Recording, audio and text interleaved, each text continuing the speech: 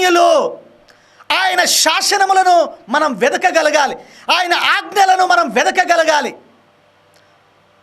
తర్వాత మన పూర్ణ హృదయముతో ఆయనను వెదకాలి.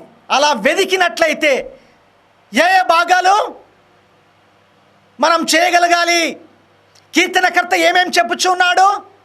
ఆయనను ఆశ్రయించాలి, ఆయన మందిరంలోనికి వెళ్ళాలి, ఆయన బలం పొందుకోవాలి, ఆయనను తమ దేవుడిగా మార్చుకోవాలి, తమ స్వాస్థ్యముగా మార్చుకోవాలి.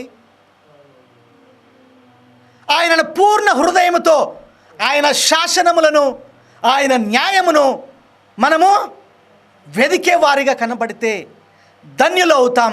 ఆ వెదికిన వారికి మొదటి పునరుత్థానములో పాలు భాగం కలుగుచున్నది. దేవుని బూర మ్రోగగానే జీవంతో ఉన్న మృతులమైన మనము ఏమవుతాము? పునరుత్థానంలో ఎత్తబడతాం.